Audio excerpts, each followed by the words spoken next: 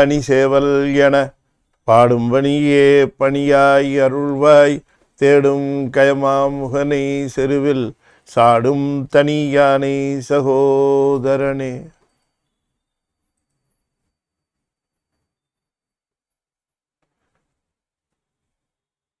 திருச்சிற்றம்பலம். சக்கரவர்த்தி தவராச யோகி எனும் மிக்க திருமூலனருள் மிகுநாள் என்னாலும். திருச்சிற்றம்பலம்.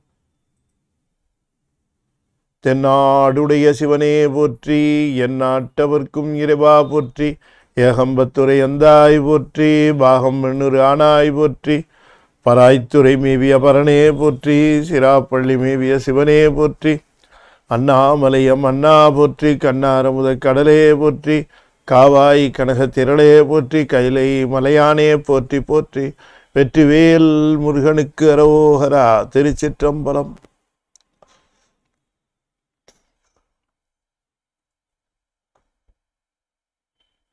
திருச்சிற்றம்.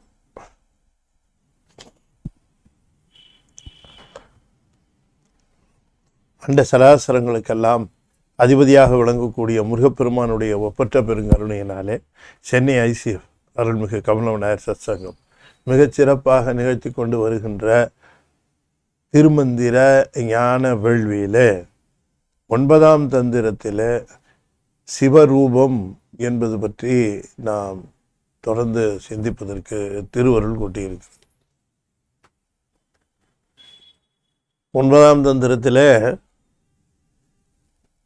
சுவாமிகள் ஒரு நிலையை அடைந்த ஞானிகளை பற்றியே தான் பேசுகிறார். 9ஆம் தந்திரம் முழுமையுமே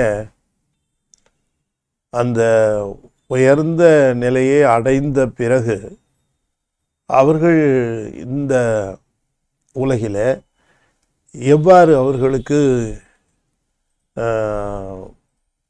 பராவத்தை போகிற வரைக்கும் இந்த சகல சுத்தாவத்தையில் இருப்பார்கள். ஏன்னா இதுக்கு முன்னாடி அந்த சொல்லுகிற பொழுது அவத்தை வேதங்கள்லாம் சொன்னார் இல்லையா, அப்பெல்லாம் மேல் நோக்கி போகிற அந்த செய்திகளையே 7, 8 எல்லாத்திலையும் சொல்லிட்டு வந்தார். அப்படி மேல் நோக்கி போய் அந்த மேல்நிலையில் சேர்வது என்பதை விட அது ரொம்ப முக்கியம்தான். அது உயர்ந்த விஷயம். மேல் நிலையை நோக்கி போகிறது என்பது ரொம்ப கவனமாகவும் பிறழாமலும் சென்று சேருவது. அதுக்குரிய அந்த அவத்தை தான் நிர்மலா அவத்தை என்று சொல்லக்கூடியது. நிர்மலா அவத்தை என்று சொல்லுகிற அந்த செய்தி யோக நிலைக்கெல்லாம் மேலானது. யோக நிலை என்று சொல்லுவதெல்லாம் கூட மத்தியாலவத்தையிலே தான் சேரும். மத்தியாலவத்தையில் மேலாலவத்தை என்று கூட அதற்கு தனியாக பெயர் கொடுத்து அதை வைத்திருக்கிறார்கள். இது ஒரு செய்தி என்ன அப்படின்னு கேட்டால், பொதுவாக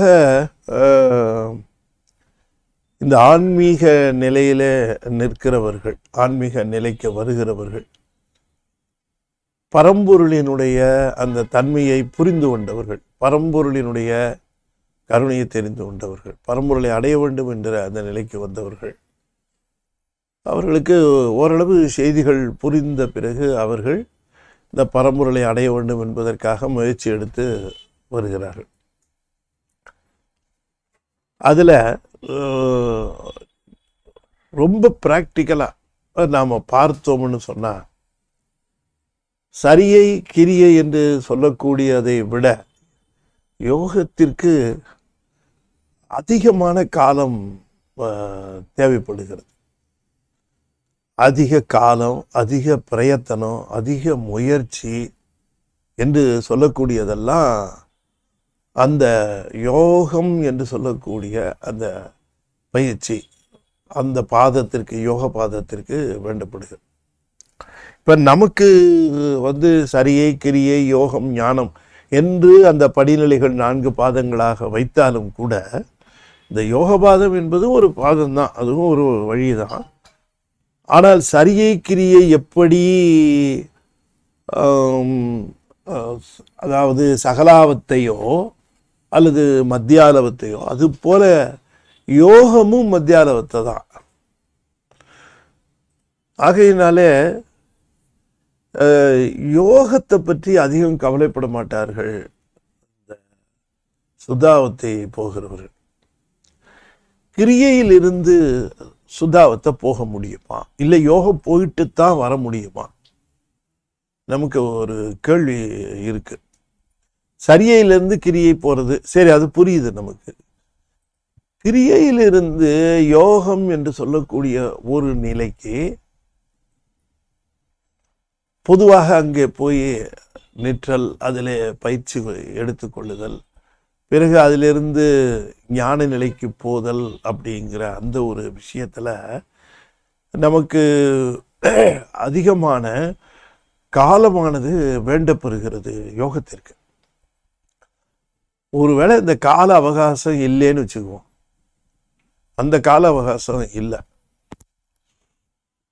இப்போ ஞானத்தை பெறுவதற்குரிய உபாயங்களாக சொல்லப்படுவதற்கு இப்போ ஆன்மாக்கள் தகுதி உடையனவா அல்லவா அப்படின்னு கேட்டால், அது நம்ம ஒரு சமய நெறியில் அதை தெளிவாகவே சொல்லியிருக்கிறார்கள்.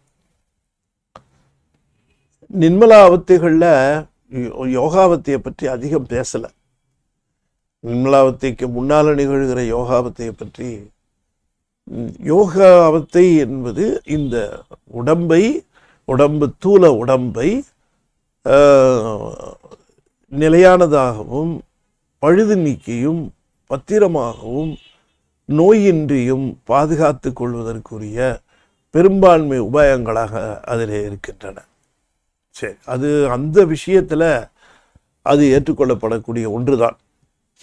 ஆனால் இறைவனுடைய திருவுருளை பெற வேண்டும், இறைவனோடு அந்த இறையானுபவத்தை பெற வேண்டும் என்று இருக்கிறவர்கள் சுதாவத்தைக்கு வந்து அந்த நிர்மலாவத்தையை ரொம்ப அந்த பயிற்சிக்கு எடுத்துக்கொள்வது. நிர்மலாவத்தையை பயிற்சிக்கு எடுத்துக்கொள்வது என்பது தசகாரியம். தசகாரியம் என்பது தத்துவ ரூபம், தத்துவ தரிசனம், தத்துவ சுத்தி, ஆன்ம ரூபம், ஆன்ம தரிசனம், ஆன்ம சுத்தி, சிவயோகம், சிவரூபம், சிவ தரிசனம், சிவயோகம், சிவபோகம், 3 3 6 4 10 என்று படிநிலைகளாக அதனை பற்றி நம்ம பேசியிருக்கோம், நிறையாவே பேசியிருக்கிறோம். நிர்மலாவத்தையில் வருகிற அந்த நிலைகளை மத்தியாலவத்தில் இருக்க அந்த யோகத்தோடு குழப்பிக்கக்கூடாது. எப்படி குழப்பம் வருதுன்னு நான் சொல்கிறேன். இந்த யோகாவத்தில் இருக்கக்கூடிய சமாதியும் நிர்மலாவத்தையில் சொல்லக்கூடிய நெட்டையும் ஒன்றும் இல்லை, அது வேற, இது வேற. அதனால அந்த அந்த தெளிவு இருக்கணும். இப்போ ரொம்ப ஸ்ட்ராங் ஃபீலு, ரொம்ப அபரிமிதமான ஒரு உணர்வு, இறைவனை நோக்கி ஈர்ப்பு. அதுக்கு உதாரணம் திருநாரை சொல்லலாம். அபரிமிதமான ஈர்ப்பு, அது வந்து எல்லாருக்கும் அது வரும் என்று சொல்லுவதற்கு இல்லை, இல்லையா? சரி, இப்போ இந்த ஈர்ப்பு இருக்கும். யாரெல்லாம் பெருமானை முதற்கடவுளாக எண்ணுகிறார்களோ, யாரெல்லாம் அந்த பெருமானால் தான் நமக்கு இந்த பிறப்பு இறப்புகள் நிகழ்கின்றன என்று தெரிந்து, வினை ஊட்டம் என்பது அவரால் தான் நிகழ்கின்றன என்றெல்லாம் தெரிந்து, அவருடைய அருளை பெறுவதற்கு, அவருடைய அந்த சிவானுபவத்தை பெறுவதற்கு முயற்சி செய்கிறவர்கள், அவர்கள் எல்லோருமே இந்த சுத்தாவத்தை என்று சொல்லக்கூடிய நிர்மலாவத்தைக்கு அவர்கள் வருகிறார்கள், வர தகுதி உண்டு. இன்னும் சொல்லப்போனால், நீங்கள் நிர்மலாவத்தை என்று சொல்வது ஏதோ ஒரு குறிப்பிட்ட சிலருக்குத்தான் என்றெல்லாம் நாம் நினைக்க வேண்டாம். நம்ம இந்த ஆன்மீகத்தில் ரொம்ப அன்புடையவர்களாக விளங்குகின்ற பலரும் நிர்மலாவத்தையில் இருக்கிறது, அது வந்து நிதர்சனமான உண்மை. அது நிர்மலாவத்தையில் இருக்கிறோன்னு அவர்களுக்கும் தெரியாது, மற்றவர்களுக்கும் அதை அவர்கள் உணர்த்த முடியாது. அவர்களுக்கு இந்த நிர்மலாவத்தை என்று சொல்லக்கூடிய தத்துவ ரூபம், தத்துவ தரிசனம், தத்துவ சுத்தியில பெரும்பான்மையாக இருப்பார்கள். எத்தனையோ பேர் பார்க்கிறோம், அவர்கள் தீமையான சொற்களை சொல்லாமலும் தீமையான அந்த எண்ணங்களை கொள்ளாமலும்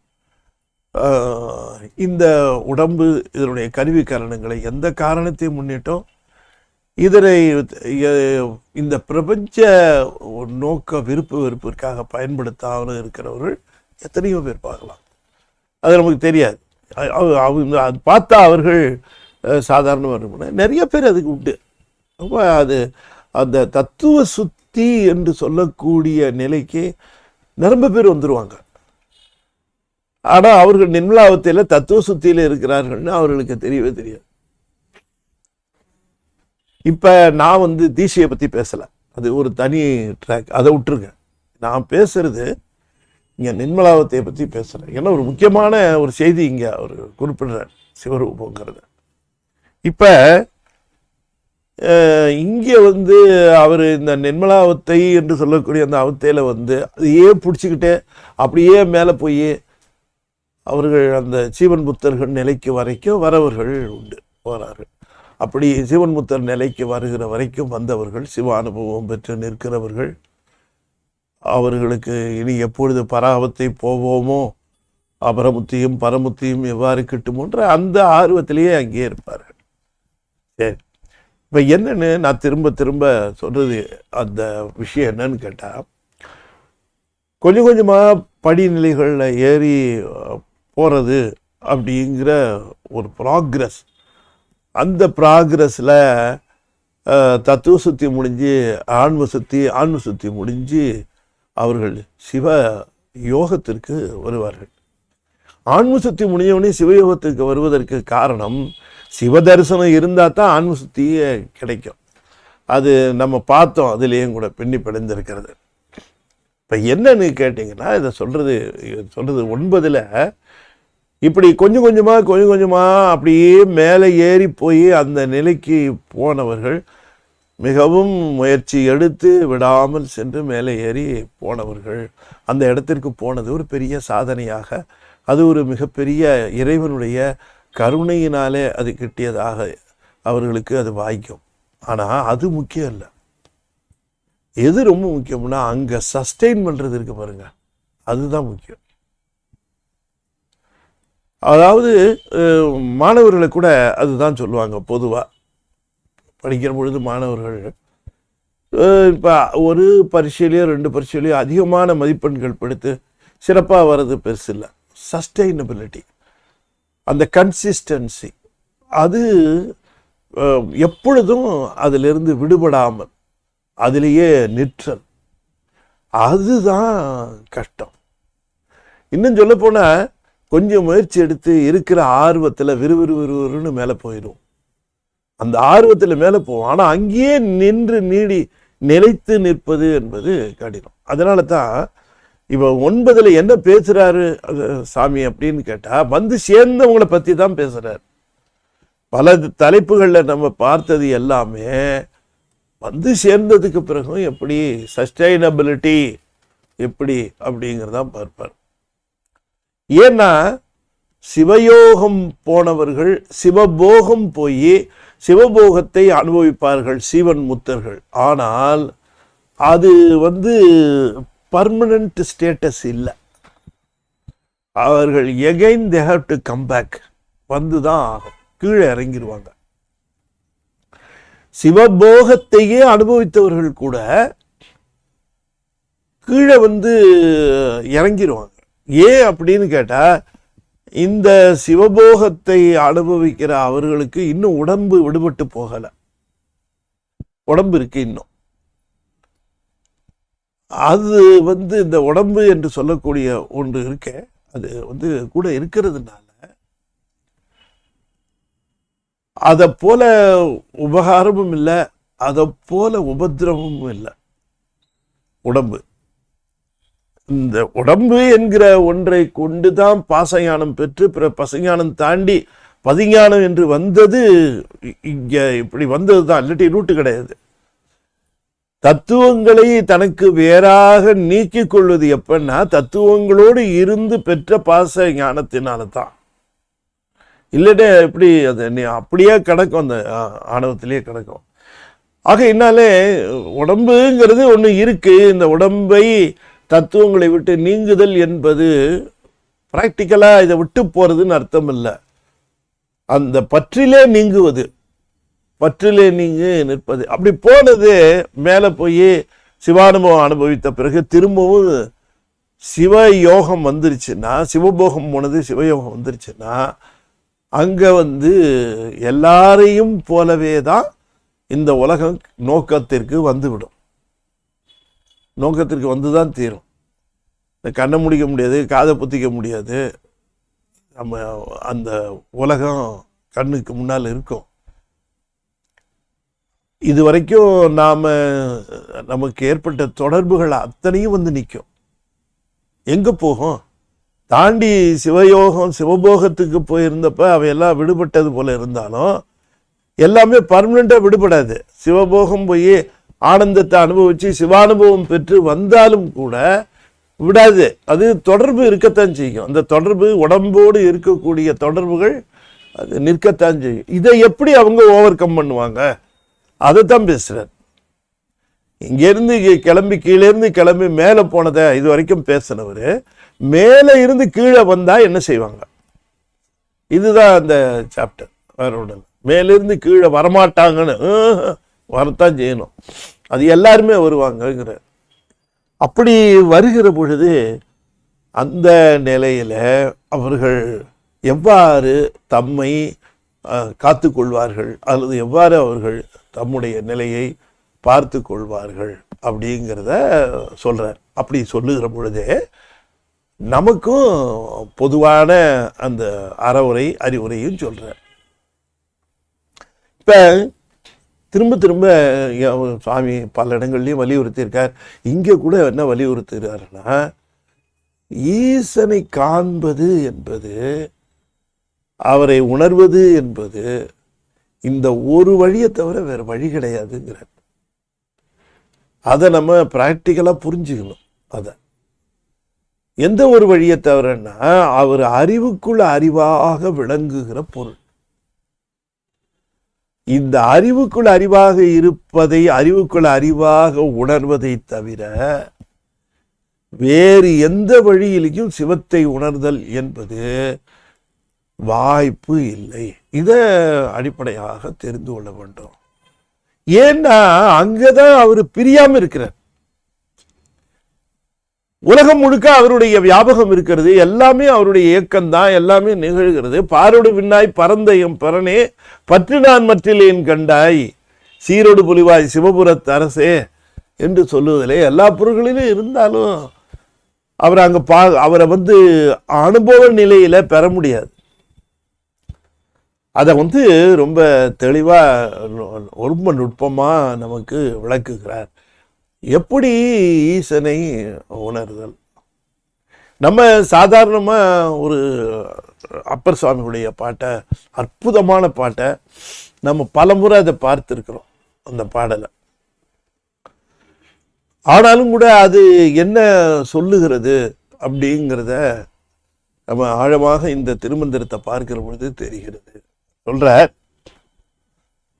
சிந்தையது என்ன சிவன் என்ன வேறில்லை, சிந்தையினுள்ளே சிவனும் வெளிப்படும், சிந்தை தெளிய தெளிய வல்லார்கட்கு சிந்தையினுள்ளே சிவன் இருந்தானே.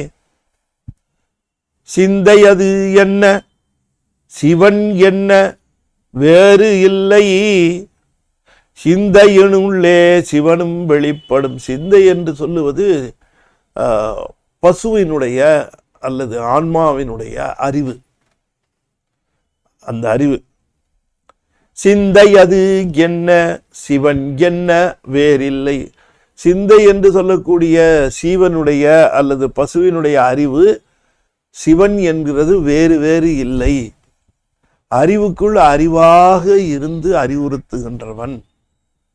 அந்த இடத்துல அந்த ஒரு இடத்த நம்ம டேப் பண்றது தான் ரொம்ப என்ன சொல்றது, ஃபூல் ப்ரூஃப் சிஸ்டம் அப்படிங்கிறார்.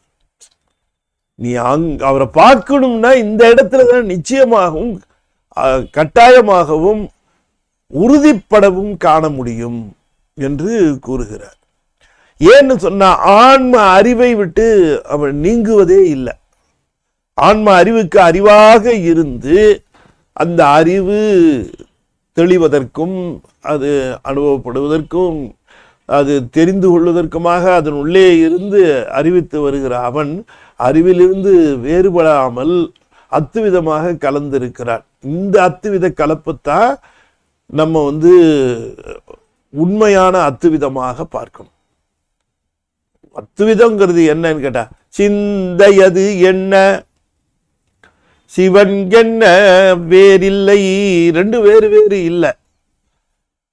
சிந்தையினுள்ளே சிவனும் வெளிப்படும். அப்ப சிவன் எங்கே வெளிப்படுகிறான் என்று சொன்னால் நம்முடைய அறிவுக்கு அறிவாக இருந்து வெளிப்படுகிறான்.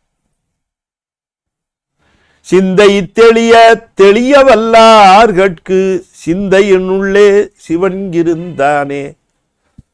சிந்தை தெளிய வல்லார்கட்கு சிந்தை தெளியவல். அப்ப எப்படி அறிவுக்கு அறிவாக இருக்கக்கூடிய அந்த பெருமானை அந்த இடத்துல பார்க்கிறத விட்டுட்டு வேறு என்னென்னவோ முயற்சிகள் செய்து ஏதோ முயற்சி செய்து ஏன் பார்க்க வேண்டும்?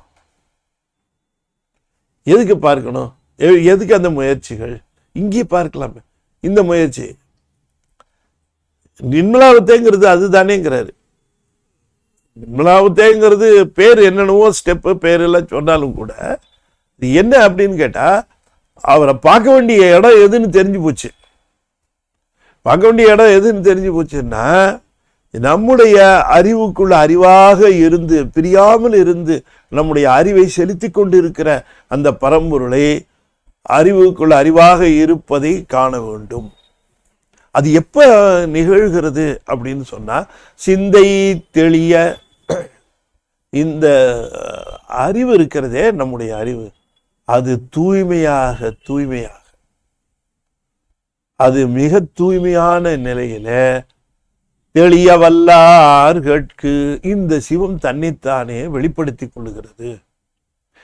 அப்ப இதனுடைய உள்நிலையாக நமக்கு என்ன தெரிகிறது என்று சொன்னால், நம்முடைய அறிவு தூய்மை அடைவதற்குரிய நிலையை உணர்ந்து அதனுடைய தூய்மையை நாம் அடைந்தோம் என்று சொன்னால் அவன் தானாகவே வெளிப்படுகிறான் என்று குறிப்பிடுகிறார். அதைத்தான் அப்பர் சுவாமி சொன்னார். விறகில் தீயினன் பாலில் படுனை போல் மறைய நின்றுளன் மாமணி சோதியான். விறகில் தீயினன் பாலில் படுனை போல் மறைய நின்றுளன் மாமணி சோதியான். உறவு கோல் நட்டு உணர்வு கயிற்றினால் முருக வாங்கி கடைய முன்னிற்குமே. அப்ப ஹோல் ப்ராசஸ் என்ன அப்படின்னு கேட்டா, இந்த அறிவு தூய்மை, இந்த சிந்தை தூய்மை, அறிவு தூய்மை என்பதுதான். இப்படி அறிவு தூய்மை நிலைக்கு வர ஆரம்பிப்பதுதான் சிவரூபம். இந்த சிவரூபம் என்று சொல்லுவது, இவர்கள் மேலே இருந்து அந்த சிவயோகத்திலே இருந்து அப்படி சிவயோகத்திற்கு அவர்கள் வருவார்களே ஆனால், சிவயோகத்திற்கு வந்த பிறகு உலகத்தை நோக்க வேண்டிய சந்தர்ப்பம் வருகிற பொழுது மீண்டும் இந்த தொடர்பு வந்துவிடக்கூடாது என்பதற்காக அவர்கள் நிற்பது சிவரூபம், சிவதர்சனம். இப்ப நம்ம மேல போகும்போது சிவரூபம் சிவதர்சனம் போயிட்டு ஆன்ம சுத்தி பிறகு சிவயோகம் சிவபோகம் போனோம். இப்ப மேல இருந்து வரத்துக்கு சொல்றார்.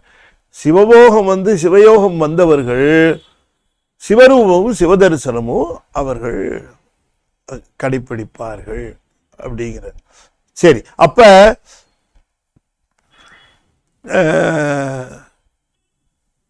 மேலே ஏறி போறவங்க சிவரூபம் சிவதர்சனத்தை நிக்கிறாங்க, மேலேருந்து கீழே வரவங்க சிவரூபம் சிவதர்சனத்தை நிக்கிறாங்க. ரெண்டு பேரும் ஒண்ணா இல்ல, ரெண்டு பேரும் ஒண்ணு கிடையாது.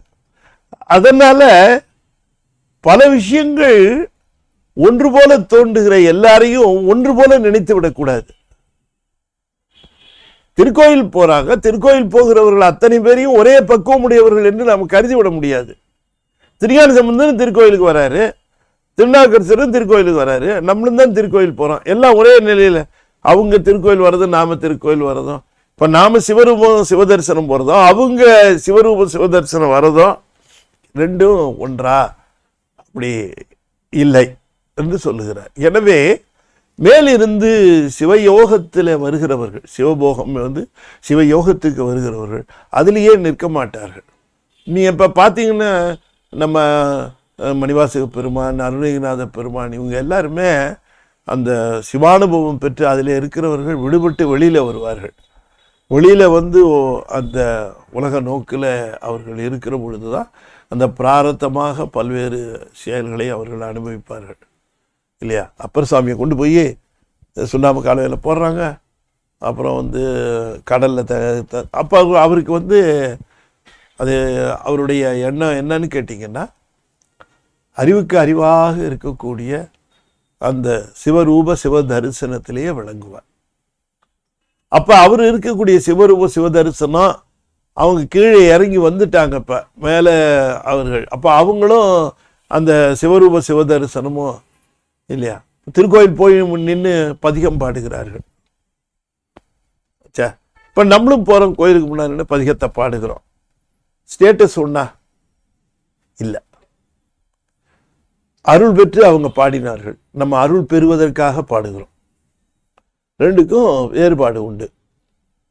ஆகையினால இதுல சொல்லுகிறார், சிந்தை தெளிய தெளியவல்லார்கட்கு சிந்தையினுள்ளே சிவன்.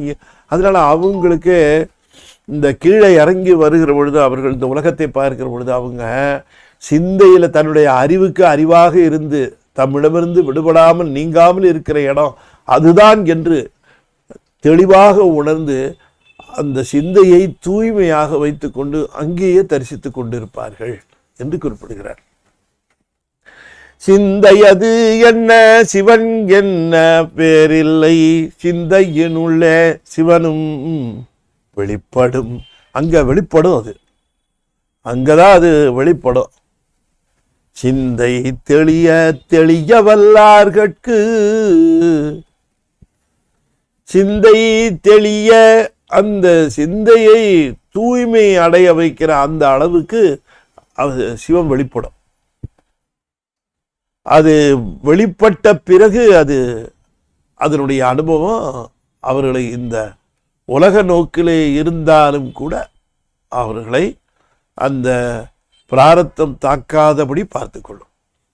எனவே சிவரூபம் என்று சொல்லுவது ஞானிகள், சிவானுபவம் பெற்ற ஞானிகள் அப்படி பிராரத்தத்தை நோக்குவதற்காக கீழே இறங்கி வருகிற பொழுது அவர்கள் சிவரூபத்தையும் சிவதரிசனத்தினாலையும் தாம் சிவத்திலிருந்து பிரிப்பில்லாமல் அந்த நிலையை அவர்கள் சமாளிப்பார்கள் என்று சொல்லு.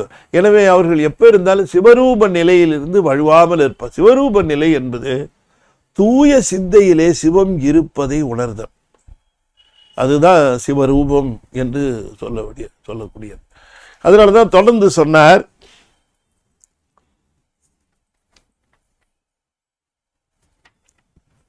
வாக்கும் மனமும் மறைந்த மறைப்பொருள் நோக்குமின் நோக்கப்படும் பொருள் நுண்ணிது போக்கொன்றுமில்லை வரவில்லை கேடில்லை ஆக்கமும் அத்தனை ஆய்ந்து கொள்வார்க்கே. அத்தனை தந்தையாக இருக்கக்கூடிய சிவபெருமானே, அத்தனை ஆக்கமும் அத்தனை ஆய்ந்து கொள்வார்க்கே ஆக்கமும் ஆம் வாக்கும் மனமும் மறைந்த மறைப்பொருள் நோக்குமின் நோக்கப்படும் பொருள் நுண்ணிது. அதாவது நாம் இறைவனை உணர்வதற்காகவும் இறைவனை தெரிந்து கொள்வதற்காகவும் இறைவனுடைய தன்மைகளை அறிந்து கொள்வதற்காகவும் பல்வேறு சாதனங்கள் நமக்கு தரப்பட்டிருக்கின்றன. அந்த சாதனங்களை கொண்டு நாம் அவரை நெருங்கும் இடத்து சாதனங்களை கைவிட்டாலே ஒழிய அவரோடு அந்த நெருக்கம் நமக்கு வருவதற்கு வாய்ப்பில்லை. அதனாலதான் சொன்னார், வாக்கும் மனமும் உரை உணர்வு கடந்த நிலையிலே நிற்கின்றவர். மறைந்த வாக்கு மனாதீத கோசரமானவன் மெய்கண்டார். வாக்கு மனாதீத கோசரமானவன் என்று சொன்னால், வாக்கு என்று சொல்லக்கூடிய சொல் நிலைக்கும் மனம் என்று சொல்லக்கூடிய அந்த பசு ஞானத்திற்கும் பாச ஞானத்திற்கும் பசு ஞானத்திற்கும் அது மறைந்து இருக்கிற பொருள். அது ஆனால் அது இல்லை என்று சொல்ல முடியாது, அது இருக்கிற பொருள் தான். வாக்கும் மனமும், அந்த வாக்கும் மனமும் அடங்குச்சுன்னு வச்சுக்குவோம். அந்த வாக்கும் மனமும் அடங்குச்சுன்னா அதனுடைய மறைவில இது தெளிவாகிற பொருள். வாக்கும் மனமும் மறைந்த மறைப்பொருள். அப்ப அதனுடைய அந்த வாக்கு மனமும் உரையற்று உணர்வற்று என்று சொல்லுவார் அருணகிரிநாத பெருமானும். அந்த ரெண்டும் அற்ற நிலையில அது ரெண்டும் இருக்கிறப்ப மறைந்திருந்தது.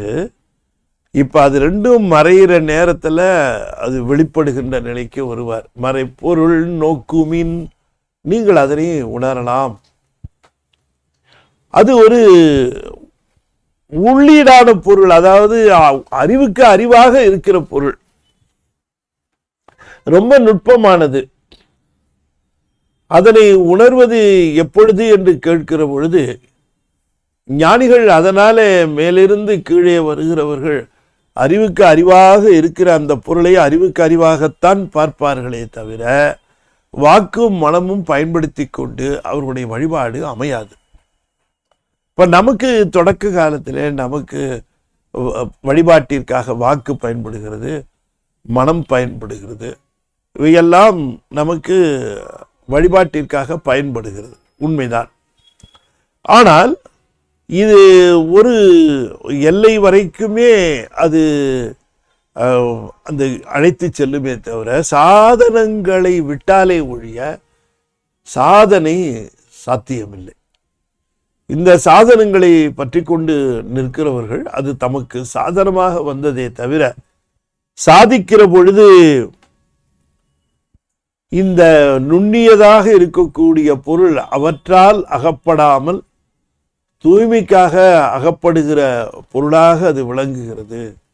போக்கொன்றும் இல்லை வரவில்லை, அப்படி ஒரு நிலையிலே அதை நுண்ணிதாக நாம் உணர்கிற நிலையில ஒரு தடவை நுண்ணிதாக உணர்ந்தால் அது நம்மை விட்டு நீங்குவதும் இல்லை.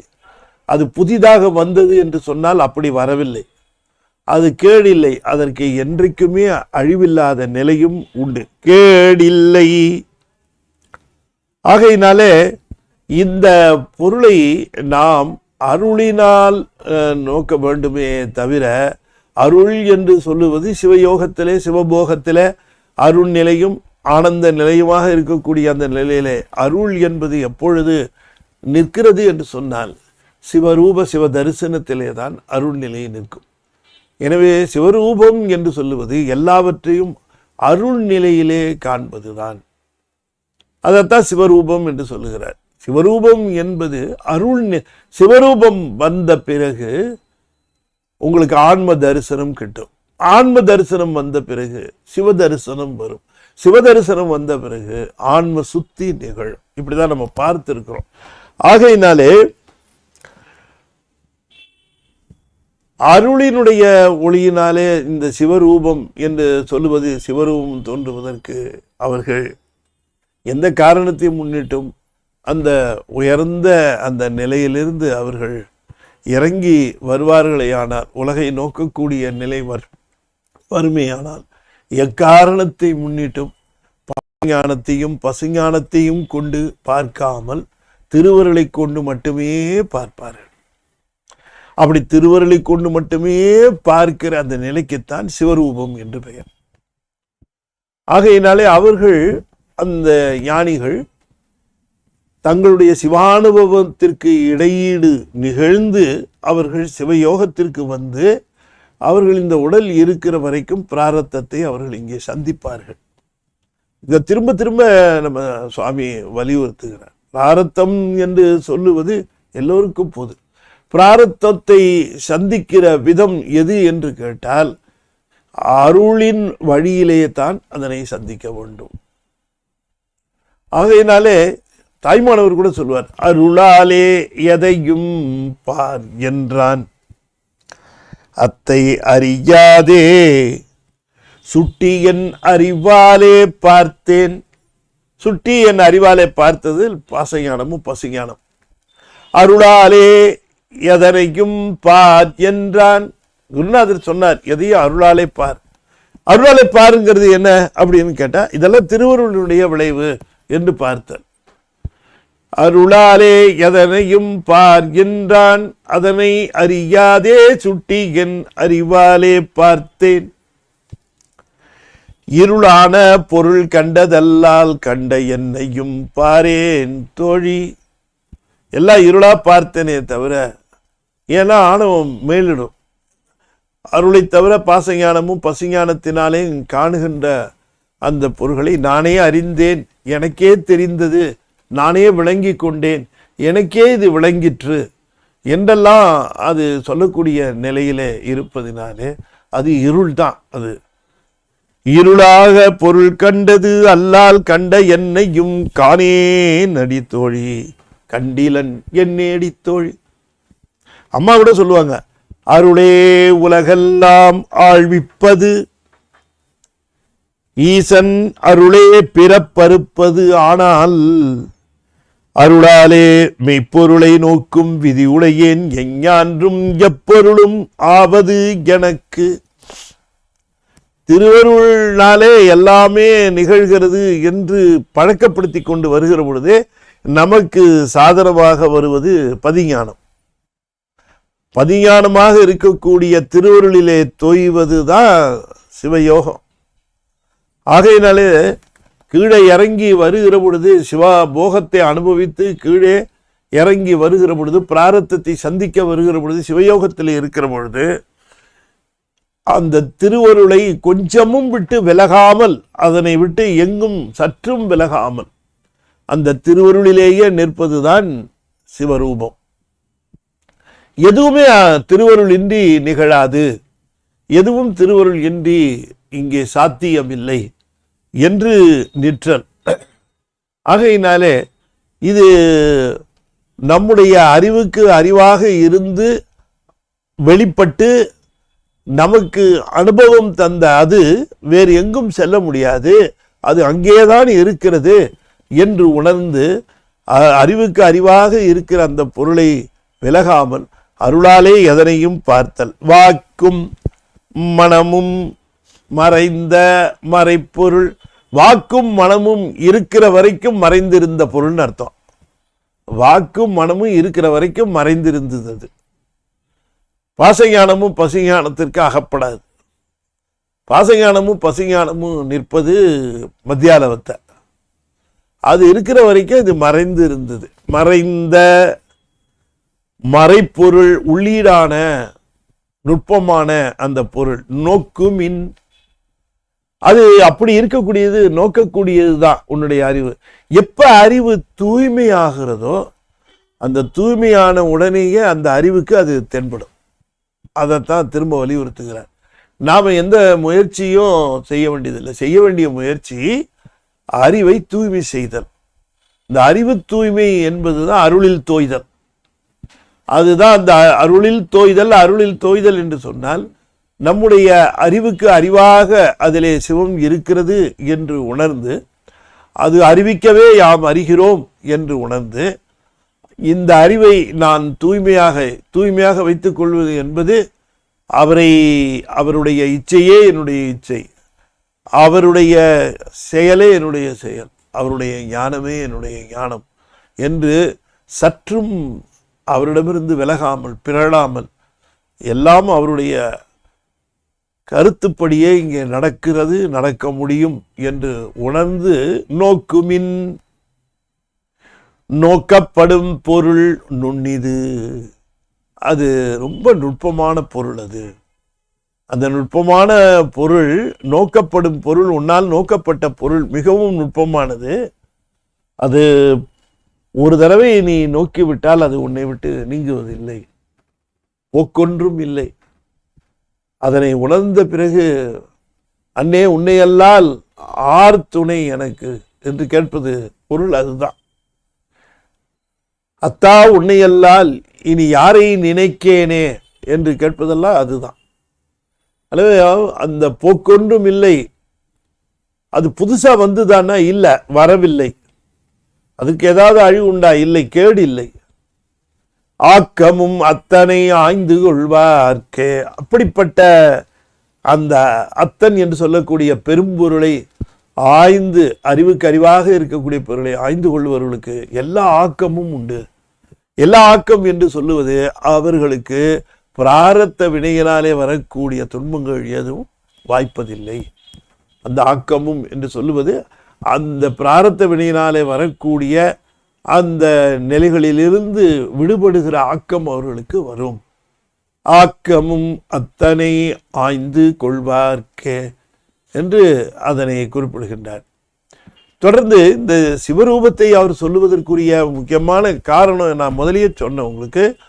அதாவது நிர்மலாவத்தையில் அந்த மேல்நிலைக்கு போய் சிவபோகம் அனுபவித்தவர்கள் கீழே வந்து சிவரூபத்தில் நிற்பாங்க, சிவரூபத்தில் நிற்பாங்க. சிவதர்சனம், அடுத்தது சிவதர்சனம் சொல்லுவார். சிவரூபத்துக்கு கீழே போக மாட்டாங்க.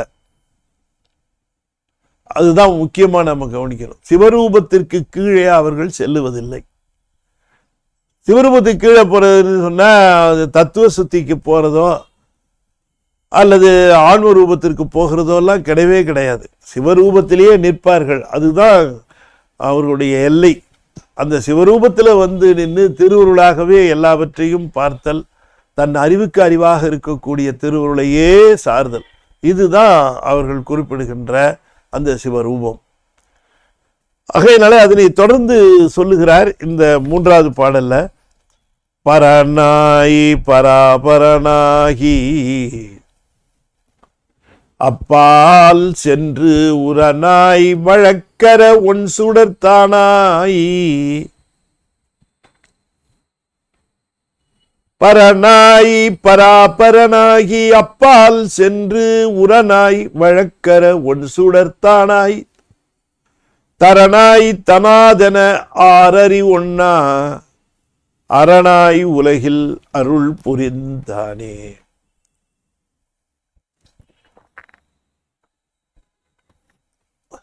பரனாயி பராபரனாகி அப்பால் சென்று, அவருடைய அந்த பரநிலையை எப்படி சொல்றது? பரன்னா எல்லாத்திற்கும் மேம்பட்டவன், எல்லாத்திற்கும் மேம்பட்ட நிலையிலும் இன்னும் மேம்பட்ட நிலை, எல்லா உலகங்களுக்கும் அப்பால் இருக்கிறவன். நாதம் தான் மேல இருக்க தத்துவம், அதற்கு அப்பாற்பட்ட அந்த தத்துவத்துல அந்த தத்துவம் கடந்து தத்துவாதீதமாக இருக்கிறவன். அதற்கும் அப்பார் சென்று உரனாய், உரனாய் என்று சொல்லுகிற பொழுது ஞானமே வடிவமாகி, உரனாய் வழக்கர ஒன் சுடர்த்தானாய். பரனாய், இந்த சிவனுடைய பெருமையை நம்மால அளக்க முடியாது. அவர் என்னுடைய அறிவுக்கு அறிவாக இருக்கிறார். ஆனால் அவருடைய நிலை எப்படி என்று நம்முடைய சாத்திரங்களில் சொல்லப்படுகிற நிலையை பார்க்கிற பொழுது, அவன் எல்லா உலகங்களிலும் கலந்து அதனை கடந்து அதற்கு மேலே சென்று அப்பால் சென்று நம்முடைய கற்பனைக்கு எட்டாத நிலையிலெல்லாம் விளங்குகின்றவனாகவும், உரனாய்னா அவனுடைய ஞானத்தை பற்றி நாம் நினைத்து கூட பார்க்க முடியாது. ஏனென்றால் எல்லா உயிர்களிலும் ஒரு சேர அறிகின்ற, அத்தனை உயிர்களினுடைய அத்தனை எண்ணங்களையும் ஒரு சேர அறிகின்ற ஞானமுடையவன் அந்த உரனாய். வழக்கர ஒன் சுடர்தானாய், இத்தனை நிலையில இருக்கிற அவன் நம்முடைய பிறப்புகளை, அந்த பிறவி தொடர்ச்சியை நீக்கக்கூடிய ஒளிப்பொருளாயும் இருக்கின்றான். தரனாய், எல்லாவற்றையும் தாங்கக்கூடியவனாக, ஆதாரமாக விளங்கக்கூடியவனாக இருக்கின்றான். தனாதன ஆறறிவு ஒன்னா, ஆறு என்று சொன்னால் வழி. எந்த வழியிலே சென்று எந்த உயிரை எவ்வாறு பக்குவப்படுத்துகிறோம் என்பது அந்த உயிருக்கோ அந்த உயிரை சார்ந்தவர்களுக்கோ தெரியாத வண்ணம் அப்படின்னு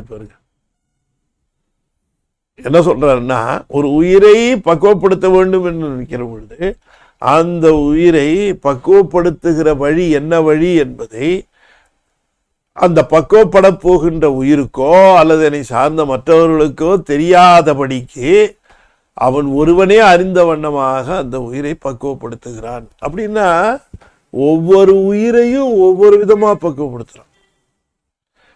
எந்த உயிர் எவ்வாறு பக்குவப்படும், எப்போது பக்குவப்படும் என்று தெரிந்து அந்தந்த காலத்திலே அந்தந்த உயிரை அந்தந்த நிலைக்கு பக்குவப்படுத்துகின்ற அவன் இன்னதுதான் வழி என்று யாரும் அறிந்து கொள்ள முடியாத வழிகளை பின்பற்றுகிறவன். தனாதன ஆறுனா வழி, ரூட்டு. அறிவுன்னா யாராலையும் அறிய முடியாது. இப்ப என்ன எப்படி பக்குவப்படுத்துறதுன்னு அவன் எப்படி தேர்ந்தெடுத்திருக்கான்னு தெரியவே தெரியாது. அது தெரியாது. அது அவனுக்கே தெரிந்த வழி. அந்த வழியில தான், ஏன்னா என்னுடைய ஆன்ம அந்த அறிவு உணர்வு இதையெல்லாம் அவனே முழுவதும் அறிந்தவன். இது எதை சொல்லி எப்படி இதை இழுத்துட்டு போறது என்று அவன் ஒருவனே அறிவான். பக்தி என்று சொல்லக்கூடியது பொது நிலை என்று நாம் நினைக்கிறோம். பக்தி என்பது கடவுளை வணங்குகிற முறை, வழிபாடு என்பது பொதுநிலை என்று எண்ணுகிறோம். ஆனால் பக்தி வழிபாடு என்று சொல்லக்கூடிய அந்த பொதுநிலைகளாக நாம் சொல்லுகிற வழிகள் எல்லாம் இறைவன், அதாவது சில சமயம் இந்த காலேஜில் அல்லது கல்லூரிகளில் பள்ளிக்கூடங்கள்ல எல்லாம் காமன் சப்ஜெக்ட்ஸ் இருக்கும். English, Tamil common. அப்புறமா ஸ்பெஷல் சப்ஜெக்ட்ஸ் எல்லாம் வேறு வேறு இருக்கும். இங்கிலீஷ்னா எல்லாம் ஒன்றா வந்து உட்காருவாங்க, தமிழ் கிளாஸு எல்லாம் ஒன்றா உட்காந்துருப்பாங்க. காம்போசிட் மேத்தமேட்டிக்ஸுமா அதில் எல்லாம் பிரிஞ்சு போடுவாங்க. அதில் ஏன்னா சில பேர் காம்போசிட் சில பேர் நேச்சுரல் சயின்ஸு, சில பேர் ஜுவாலஜி எடுத்திருப்பான். அவன் வந்து மேத்ஸ் கிளாஸுக்கு வர வேண்டியதில்லை. அதனால் மேத்ஸ் கிளாஸ் இருந்து இங்கேருந்து பிரித்து அது தனியாக போகும். இவங்க எல்லாம் ஒன்றா போகும். ஆனால் காமன் சப்ஜெக்ட் வருகிற பொழுது இங்கிலீஷ்னா எல்லாம் ஒன்றா சேர்த்து உட்கார வச்சு காமன் சப்ஜெக்ட் நடத்துவாங்க. அவங்களுக்கு இருக்க ஸ்பெஷல் அதே மாதிரி தான். கோயில் வழிபாடு எல்லாம் ஒன்றா வந்து இருக்கிற மாதிரி தான் இருக்கும். ஆனால் அவங்கவுங்களுக்குன்னு ஸ்பெஷல் சப்ஜெக்ட் வச்சு ஸ்பெஷல் ட்ரீட்மெண்ட் கொடுத்துட்டு இருப்பார். அது என்னன்னு தெரியாதுங்கிற, எப்படி செய்வார்னு தெரியாது, அது அவங்களுக்கே தெரியாது. அந்த வழியில தான் அவர் பக்குவப்படுத்துகிறார். அப்படிதான் பக்குவப்படுத்துகிறார். அது அந்த உயிருக்கே தெரியாதுன்னா மற்றவங்களுக்கு எப்படி தெரியும்? நானார் என் உள்ளமார் என் ஞானங்களார் என்னை யார் அறிவார், என் ஞானங்களார் என்னை யார் அறிவார்னு கேட்கிறார். என்னுடைய ஞானம் என்ன, அது எப்படி பக்குவப்படுத்தணும், அது எப்படி பக்குவப்படும், இதெல்லாம் தெரிஞ்சது யார்? அவர் தானே, வேற யாருக்கு தெரியும்? எவ்வளவு நிதர்சனமா கேட்கிறாரு மணிவாசகர் இல்லையா? அது மாதிரி ரொம்ப அற்புதமான வரி. தனாதன ஆறறிவு ஒண்ணாது.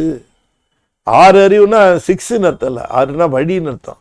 தனாதன ஆறு, இது இதற்கு உரிய வழி இது என்று அந்த வழியை அந்த சம்பந்தப்பட்ட உயிரும் அறியாது, சம்பந்தப்பட்ட சார்ந்தவங்களுக்கும் தெரியாது. வீட்டில் எல்லாரும் இருப்பாங்க, இது மட்டும் தனியாக போயிட்டு ஏதோ ஒரு தொண்டுக்கு போயிட்டு இருக்கோம், ஏதாவது ஒரு உழவாரத்துக்கு போயிட்டு இருக்கோம், ஏதாவது ஒன்று பண்ணிட்டு இருக்கோம். வீட்டில் இருக்கு என்ன இது மாதிரி இப்படி போயிட்டு வீட்டிலே இருக்க மாட்டேங்கிறான், இதெல்லாம் செஞ்சு அப்படின்பாங்க. ஆனால் அது அந்த ரூட்டில் கூட்டிகிட்டு போயிருக்காரு. ஏன்னா அது அதுக்கு சரியாக வரும், அது அதனால கூட்டிகிட்டு போவார். அப்போ மற்றவங்களுக்கு அது பார்க்கிற பொழுது புரிஞ்சிக்கவும் முடியாது, அவங்களுக்கே புரியாது. என்னவோ நமக்கு அதில் இன்ட்ரெஸ்டாக இருக்குது, அதில் போகணும். அது உழவாரம் போகலன்னா மனசு கஷ்டமாக இருக்கும். ஐயோ அன்றைக்கி போகல இந்த உழவாரம் நம்ம அப்படின்னு, அதுக்கு அதை வச்சு இழுத்துட்டு போவார். ஆகையினாலே தரனாயின்னாரு. தரனாய் என்று சொன்னால் ஆதார புருஷனாக, ஆதாரமாக விளங்கி அதற்கு உரிய வழியிலே அதனை அழைத்து செல்கின்றவன் அவன். ஆகையினாலே இது பொது என்று நாம் எதையும் நினைத்து விட வேண்டாம். இதுதான் பொது, எல்லாரும் சாமியை புரிஞ்சுக்கணும்னா எல்லாரும் கோயில் போகணும், எல்லாரும் பூஜை பண்ணணும், எல்லாரும் அப்படின்னு அது பொது நிலையாக இருக்கலாம்.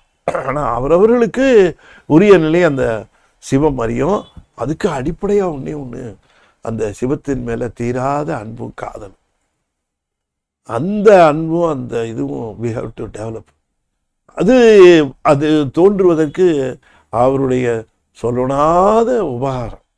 எப்படி உபகாரம் செய்கிறார், எப்படிப்பட்ட உபகாரம் செய்கிறார், எப்படியெல்லாம் நமக்கு அதைத்தான் சொன்னார். அரணாய் உலகில் அருள் புரிந்தானே, அருள் புரிந்தான் உலகில் அருள் புரிந்தான் அரணாய்.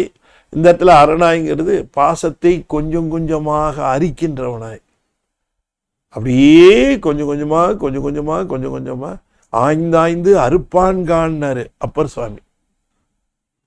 நம்ம கும்பிட்டுட்டே இருப்போம், ஒரு பக்கம் அறுத்துக்கிட்டே இருப்பார், அறுத்து விட்டுக்கிட்டே இருப்பாரு, எல்லாத்தையும் டிஸ்கஸ் பண்ணி விட்டுட்டே இருப்பாரு, நமக்கு தெரியாது. ஆகையினாலே அரணாய் உலகில் அருள் புரிந்தானே, தரணாய் தனாதன ஆரறி ஒண்ணா அரணாய் உலகில் அருள் புரிந்தானே.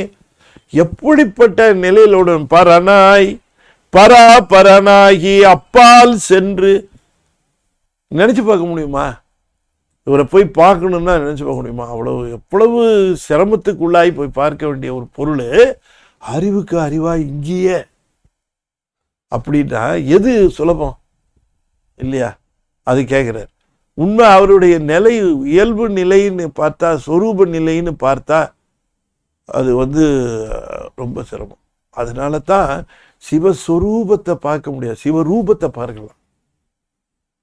சிவஸ்வரூபங்கிறது அது எல்லா உலகங்களையும் கடந்து எல்லா நிலைகளிலும் நின்று அதனுடைய பெரும் நிலை, அதை நம்மால் நினைத்து இந்த ஹியூமன் விசிட்டம், இதனுடைய அறிவு, இதுக்காக அது நெருங்க முடியுமா? ஆனால் அதே பொருள் இந்த அறிவுக்கு அறிவாக உள்ளே இருக்கிறது. அப்படிங்கிற பொழுது அந்த அறிவை அந்த இடத்துல அதை பார்க்கறது எவ்வளோ ஒரு சுலபமானது இல்லையா?